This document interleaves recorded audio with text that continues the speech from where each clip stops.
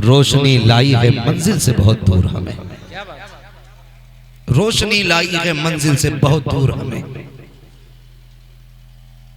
हालात हमारे इतने नागुफ्ता भी हैं कि हम गुनाहगार तो हैं लेकिन एहसास गुनाह नहीं है। हम खताएं तो करते हैं लेकिन खताओं का एहसास नहीं। हम इतने झड़ी हो गए कि एक ही गुनाह को बार बार करते हैं लेकिन कभी पलटने का ख्याल नहीं आता। आज आंखें ढूंढती हैं ऐसी शख्सियत को जो निगाह डाल के दिल साफ कर दे। मैं अल्लामा खादिम साहब दुआएं करता हूं इन जलसा कराने वालों के लिए। सुभान अल्लाह। इसलिए नहीं कि मुझे बुलाया, मैं रहूं ना रहूं लेकिन ये जलसे कयामत तक होते रहे इंशाअल्लाह इंशाअल्लाह। मेरे जैसे कितने आए और आकर के चले गए, बड़े बड़े आए आकर के चले गए, आएंगे और चले जाएंगे, लेकिन हुजूर का जिक्र सुबह कयामत तक होता है। बेशक बेशक बेशक। ये किसी की मौत से रुक नहीं सकता, ये किसी के जाने पे खत्म नहीं होना है, ये किसी के मिट जाने से नहीं मिटना। क्यों? इसलिए कि रब का वादा है जब तक खुदा की खुदाई का ऐलान होता रहेगा तब तक मुस्तफा की मुस्तफाई का ऐलान होना है। क्या कहने हैं, क्या कहने हैं। लेकिन आज बुरा न मानिएगा, हमारी कौम जो बेरोजगार लोग हैं ना, अल्लाह अल्लाह, ईद के सिवा कुछ नहीं आता। बेरोजगार, ठलुए, निकम्मे, जिन्हें कोई काम नहीं है, वो एक दूसरे पे तनकीद करने पे लगे। क्या जरूरत पड़ी है भाई? जो जिस तरह दीन का काम करना है उसे करने दिया। हक है। मुसन्निफ मुबल्लिग को बख्शने तैयार नहीं, मुबल्लिग मुदर्रिस को बख्शने तैयार नहीं। ये कंडीशन है हमारी। हद तो तब हो जाती है जब लोग कहते हैं साहब जलसों का क्या नतीजा है। एक बात कहूं, बुरा ना मानो, इस्लाह अमल बड़ा जरूरी है। आपके इलाके में भी मदरसा होगा जी? है मदरसे आपके? जी जी बोले है नहीं मदरसे? मैं समझता हूं पूरे जिला लखीमपुर के अंदर बहुत ज्यादा बच्चे अगर मदरसों में होंगे तो 5000, सारे मदरसों की बात करता हूं, 5000 तक तलबा मदरसे में होंगे। वो भी किस एज के? 8 साल से लेकर के 22 साल तक। बस इससे ज्यादा माशाअल्लाह कोई उम्र का होगा। और इतने भी कितने बच्चे? 5000। क्या हमारी कौम के पास पूरे जिले के अंदर सिर्फ 5000 बच्चे? अल्लाह अल्लाह अल्लाह। नहीं, बच्चे 50,000 होंगे। हक हक। लेकिन मदरसों को जितनों ने थामा वो 5000। बाकी बचते गए तकरीबन 90% बच्चे, वो किधर जाएंगे? तो ऐसे 90% लोग जो मदरसे नहीं जा पाते, या तो वो इस वजह से नहीं गए कि उनको हालात ने उनका साथ नहीं दिया, अल्लाह अल्लाह अल्लाह, या इसलिए मदरसे नहीं गए कि उन्हें शौक नहीं था। दो ही बात। जब ख्याल आया तो उम्र गुजर चुकी थी, फिर किधर जाना था? फिर हमने अपने असलाफ को पढ़ा, जब दिल सियाह हो जाते थे लोग मुर्शिद की चौखट पे जाया करते थे। जब बंदा गुनाह ज्यादा कर लेता था तो फिर किसी ऐसे शख्स की तलाश में निकलता था जो दिलों का जंग दूर करे, तो फिर खानकाहें तलाश की जाती थी। कोई अजमेर शरीफ जाकर के वली बनता था, कोई ख्वाजा कुतुबुद्दीन बख्तियार काकी की चौखट पे जाके गुनाह धोता था, कोई निजामुद्दीन औलिया की बारगाह में जाता था, कोई बाबा फरीद के कदमों को पकड़ता था। लेकिन आज अलमिया ये है, ये कौम गुनाहों में डूबी तो हुई है, इसका भी जी चाहता है शायद कोई मिल जाए कि जो हमारे गुनाहों को साफ करे। कोई तो ऐसा मसीहा हो जो दिलों के जंग को दूर करे। ये कौम पहुंची गिरते पड़ते खानकाहों में, लेकिन इल्ला माशाअल्लाह चंद खानकाहों को छोड़कर दावे के साथ कहता हूं हूँ, कहीं किसी के दिल का इलाज नहीं हो रहा है। जाकर के देखो, एक ही बाजार लगा है, या तो तावीज बांटे जा रहे हैं या डोरियां बेची जा रही हैं। और यार कोई तो ऐसा होना चाहिए था जो दर्द दिल को समझने वाला होता, जो हाले दिल को समझता। और तुम्हें खुदा का वास्ता, खानकाहें अगर खुदा ने दी है तो यहाँ बैठ कर तिजारत ना करो, मुस्तफा की उम्मत के साथ मोहब्बत का सौदा करो। जो काले दिल लेके आए उनके दिलों को नूरे मुस्तफा से मुनव्वर करके देगा। नारे तकबीर, नारे रिसालत, मसलके आला हजरत, फैजाने आला हजरत। क्या कहने, वाह वाह वाह, जिंदाबाद जिंदाबाद। ऐसे लोगों को जो हमारे गुनाहों की सवाही का सबब बने। अल्लाह अल्लाह। हाँ, और याद रखिए, याद रखिए, ये आपने बार बार सुना होगा, अल्लाह वाले हैं जो अल्लाह से मिला देते हैं। अल्लाह वाले हैं जो अल्लाह से मिला देते हैं। बेशक बेशक। आज निकाहें ढूंढ रही हैं, आज परेशानी है। ओ भाई, मैं तो आपसे कहूंगा, मैं हर शख्स को ऐसे क़िबले की तलाश है जो हाथ पकड़ के हुजूर की चौखट तक लेके जाए। सुभान अल्लाह। हर शख्स को ऐसे शख्स की तलाश है, लेकिन नजरें थक गई हैं, बहुत कम मिलते हैं, बहुत कम मिलते हैं। मेरी कौम नारा लगाती है, नारा लगाओ हमारी पहचान है नारा, हम इनकार नहीं करते, लेकिन नारे से पहले अपना वजूद सजाओ। अल्लाह अल्लाह अल्लाह। वजूद सजाओ अपना। किसी ने इमाम गजाली रहमतुल्लाह तआला अलैहि से कहा था, हुजूर दुआएं कैसे कबूल होती हैं?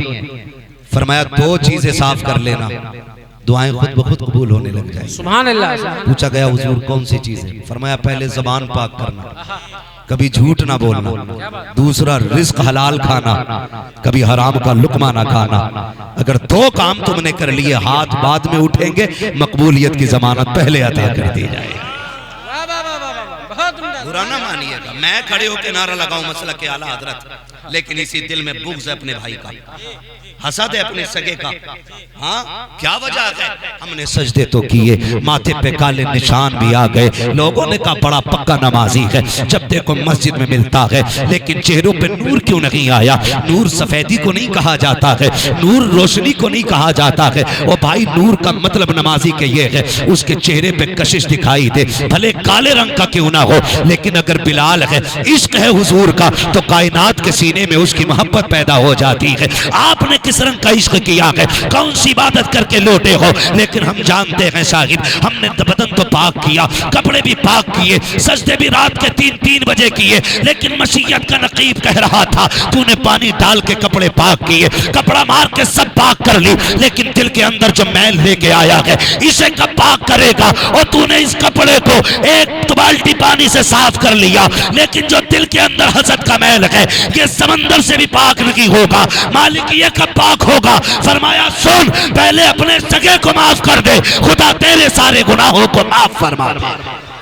नारे तकबीर, नारे रिसालत, मसलके आला हजरत, खलीफे वैसे मिल्लत, वहदत इस्लामी कॉन्फ्रेंस। वाह वाह वाह, बहुत उम्दा, सुभान अल्लाह। मेरे शेख सरकार रईसुल अत्किया फरमाया करते, एक दिन मैंने खुद कहा, देखो इनकी बारगाह में जाया करो, कभी पूछा करो, बुजुर्गों के 2 जुमलों में पूरी जिंदगी होती है, 2 जुमलों में। बात चल रही थी, हजरत फरमा रहे थे, मुझसे कहने लगे, मुफ्ती साहब कभी कभी बैठने का वक्त मिलता है या जाना होता, हम नसीहत हासिल करते हैं। हम कहते हैं हुजूर नसीहत फरमाए। फरमाने लगे, बंदा गुनाहगार अगर हो ना तो बचने के रास्ते होते हैं, लेकिन बंदा अगर गुस्ताख हो जाए तो फिर बचने के रास्ते नहीं रहा। अरे क्या कहने, क्या कहने। 2 बातों में बात खत्म कर दी। कहने लगे, कभी गुस्ताख ना होना, गुनाहगार के निकलने के रास्ते हैं, गुस्ताख के निकलने के रास्ते नहीं होते। फिर फरमाने लगे, मौलाना कोशिश करना कभी किसी की बद्दुआ ना लगे। कौन कहता है ये बात? कहने मौलाना कोशिश करना किसी की बद्दुआ ना हो जाए तुम्हारे लिए। मैंने कहा हुजूर बद्दुआ बताए ना, दुआ और बद्दुआ क्या है? सुने बुजुर्गों के जुमले। सरकार उवैस मियां फरमाते हैं, बेटे याद रखना, किसी का दिल तोड़ देना बद्दुआ होती है, किसी का दिल जोड़ देना दुआ हुआ। लोग कहते हैं मैंने ऐसा डांटा, मेरे सामने होठ तक नहीं हिले उसके, कांप रहा था, हिम्मत नहीं थी मेरे सामने खड़े होने की। लेकिन जिस दिन मेरे शेख ने कहा था किसी का दिल जोड़ देना दुआ होता है, दिल तोड़ देना बददुआ होता है, मैं समझ गया था अब बददुआ के लिए हाथों का उठना जरूरी नहीं है, अब बददुआ के लिए होठों का हिलना जरूरी नहीं है। अगर दिल को ठेस पहुंच गई तो समझ लेना बददुआ हो चुकी है, अब खैरियत नहीं है। और मेरे भाई जरा गौर तो किया करो, ईद गुजरी दुनिया ने कहा था, बड़े बड़े स्टेटस लगाए गए, कोई कह रहा था अब कोई दुआएं देने वाला नहीं मिलता है, कोई कहता जो प्यार करते थे कब्रिस्तान चले गए हैं, किसी ने ये लिखा आ जाए कभी पलट के कब्रिस्तान वाले, हमें दुआओं की जरूरत है। और शर्म आनी चाहिए जो कब्रिस्तान चले गए उनके तो आने की दुआएं कर रहे हो, जो बूढ़ा बाप घर में बैठा है एक लम्हे के लिए उसके पास जाके दुआएं लेने का मौका नहीं है।